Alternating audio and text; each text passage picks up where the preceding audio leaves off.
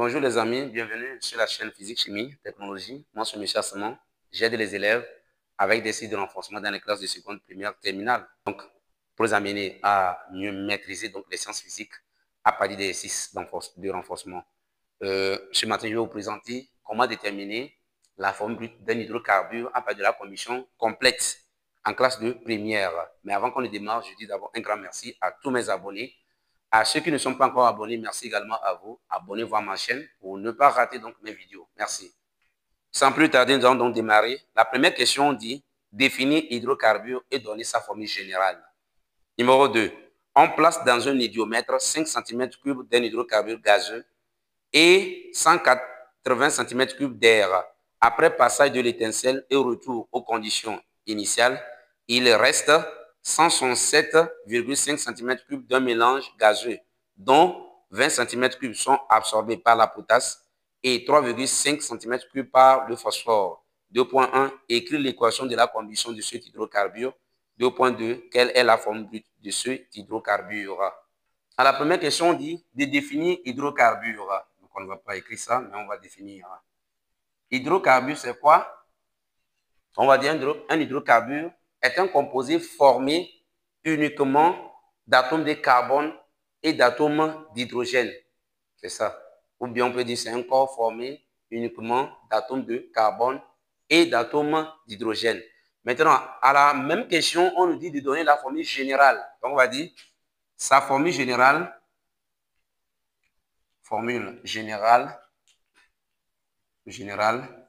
est CXHY. Nous allons donc entamer à la question numéro 2.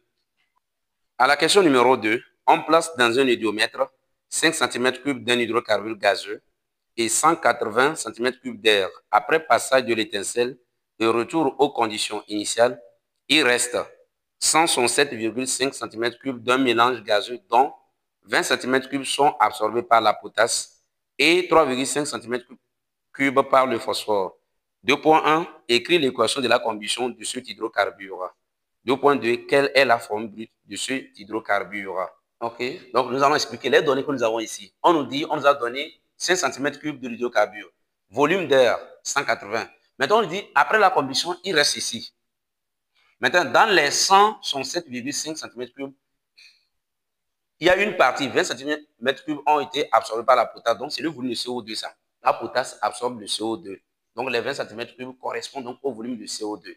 Eux, le reste, pas le phosphore. Or, le phosphore absorbe le dioxygène. Donc, le volume de dioxygène restant, ça fait quoi? 3,5 cm3. On va regarder ça. La question 2.1, c'est écrire l'équation bilan de la combustion complète de l'hydrocarbure. Donc, on peut aller en même temps. Ça fait CXHY plus quoi? X plus Y sur 4 O2 donne X CO2 plus quoi? Y sur 4, pardon, Y sur 2 H2O. Voilà, c'est ça. À la dernière question 2.2, formule brute. Formule brute. Voilà. Voilà. Pour la formule brute, on peut aller, le corps est gazeux. On peut passer avec le bilan molaire rapidement. On va dire quoi? Le volume de CXHY sur 1, le quotient c'est 1, est égal à volume de CO2 sur X. Avec cette relation, on peut trouver donc, quand on parle de forme brute, c'est trouver les valeurs de X et Y. C'est tout. Forme brute, c'est trouver les valeurs de X et Y. Alors, avec cette relation, on peut rapidement déduire la valeur de X. On va tirer X. X est égal à quoi? Volume de CO2 divisé par volume de CXHY. On va remplacer volume de CO2, 20 sur 5. On trouve X égale à quoi? X égale à combien? 4. Maintenant, on doit trouver maintenant le volume de quoi? Pardon, j'ai dit volume. On va trouver la valeur de Y. Alors, on fait bilan molaire également. Le volume de CXHY sur 1 est égal à quoi? On va faire le volume de O2. Ici, volume de O2 consommé. Il ne faut jamais oublier ça. C'est le volume de O2 consommé qu'on utilise. Parce qu'il ne faut pas prendre le volume restant ni... Voilà. Maintenant, comment trouver ça? On va vous montrer ça. Volume de O2 consommé. Donc, on va dire volume de O2 consommé sur quoi? X plus Y sur 4. Allons chercher maintenant le volume de O2 consommé. Donc, calculons VO2 consommé. Voilà, c'est très important. Quand on dit consommer, c'est qui est entré en réaction. Nous connaissons ce qui est restant. Est-ce que nous connaissons le volume de O2 initial? Non. Nous nous a donné le volume d'air. Revenons pour calculer le volume d'air. Nous savons que le volume d'air est égal à quoi? 5 fois VO2. On sait que le volume d'air est égal à quoi? 5 fois VO2 initial. On va mettre ça en même temps initial. Alors ça dit que le volume de O2 initial est égal au volume d'air qu'on nous a donné divisé par 5. Si vous ne faites pas ça, vous allez rater parce que ce n'est pas le volume de dossier, c'est le volume d'air qu'on nous a donné. Très, très capital. Alors, le volume de O2 consommé doit être égal à quoi? Est égal au volume initial moins le restant.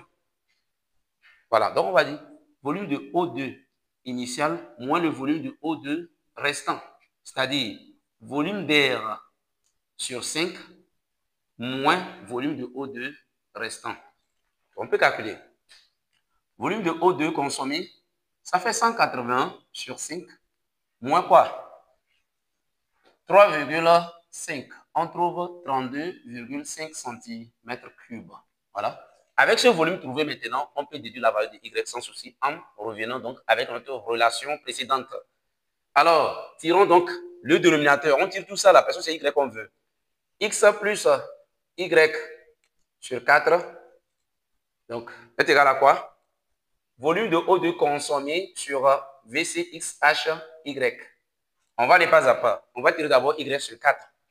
Y sur 4 est égal à VO2 consommé sur VCXHY. Maintenant, moins X, parce qu'il faut ramener X ici. Donc, Y est égal à quoi? 4 facteur 2. Voilà. VO2 sur VCXHY moins X. Nous allons donc passer à l'application numérique. 4 facteurs de quoi? VO2 consommé, c'est ça. 32,5 divisé par 5 moins 4. Lorsque vous calculez Y est égal à 10. D'où la formule c'est quoi? C4H10. Merci beaucoup. Nous sommes donc arrivés à la fin de notre exercice. Merci. N'oubliez pas de liker la vidéo, de faire des commentaires et partagez également le lien de la vidéo dont la chaîne c'est Physique, Chimie, Technologie et reprenez cet exercice pour mieux comprendre. Merci beaucoup.